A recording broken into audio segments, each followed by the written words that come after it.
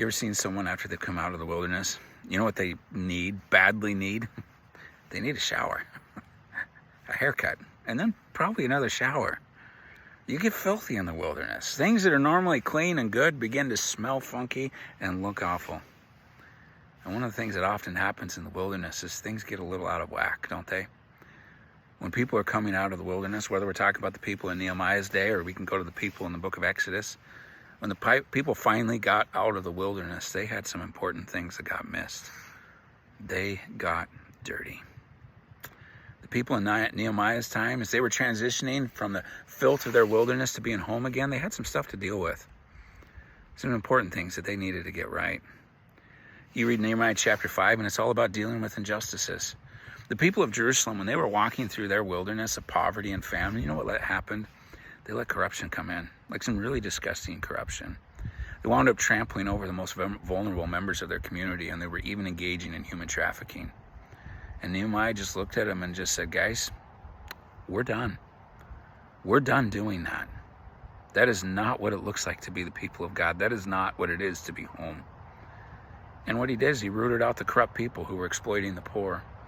He then went and he tracked down, or at least they tracked down everyone they could who'd been sold into slavery, and they brought them back home. He went to the people who had foreclosed on the property of the poor, and he made them give the land back to the people they dispossessed. Nehemiah himself made some sacrifices. Now, as the leader of the community, he actually had a right to some taxes. The law would allow it, but he chose not to do it, because he was worried that the taxes would place more of a burden on the poor, and he was trying to alleviate the burdens they were carrying. He even went so far as to say Nehemiah actually would feed 150 people a day at his own table. See, in the wilderness, the people had lost their way, and Nehemiah was saying, guys, it's time to be done with the wilderness mentality. Let's live like children of the promise, huh? We don't take advantage of the poor. We take up their cause. When they cannot pay their bills, we don't take their land from them and sell them into slavery. We feed them at our own table. And then you get to chapter 8, and this is where Ezra comes into the story. Ezra was the spiritual leader of their community, and they had gathered all the people together in this kind of the city plaza, and they actually built a little platform and had Ezra go up on this. And he stood up there on this platform, and it says from sunrise to noon one day, he just read to them from the Bible. He read the Bible, and he would occasionally stop to explain to them what it was they were talking about. And the text tells us that as they sat and listened, the people wept. They realized how far they had fallen, how much the wilderness had changed them, but not in a good way. They had left their God and his ways. They weren't at home with him anymore. And that's not uncommon with people who've lived a long time in the wilderness. Even as I speak this, and some of you guys that are listening in now, I know many of you can relate to this. You didn't mean to have the wilderness change you, but it did. There was something about the confusions and the exhaustions and all the things playing on your emotions and all the vulnerabilities and all the insecurities and there was something about it. You lost your bearings, and you lost some of your standards. You lost some of the important ones. And it's not okay. I don't want to sit here and say, that's fine. Hey, we understand, we all do it. It's not okay. It's not okay that we do that. But that's part of coming out of the wilderness. When you're in the wilderness, you don't notice the filth or the smell too much, but when you get out of it and you finally see yourself in the mirror of God's word, you realize how rank you actually are.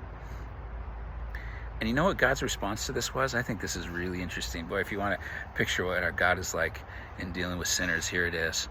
You know what God's response to them was? They sat and wept when they realized how far they'd fallen.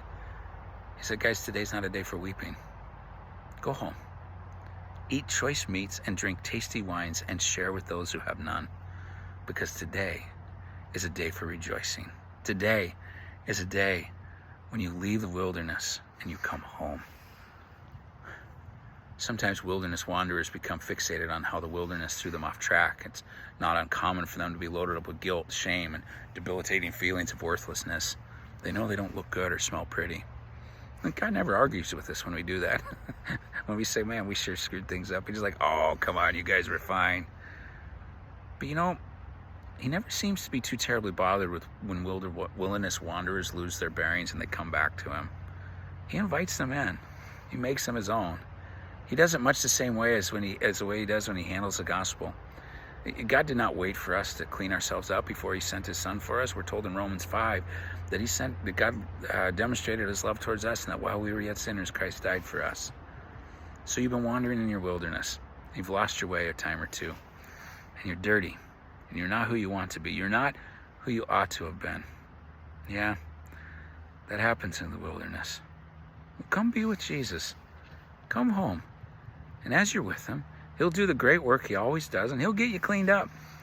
And as he cleans you up, he'll get you back on track, and he'll help you grow. And you know what God provides for us when we're in the wilderness? He provides grace and mercy. He provides new beginnings and washed as white as snow. He provides relationship with himself. Jesus did not come to condemn the world.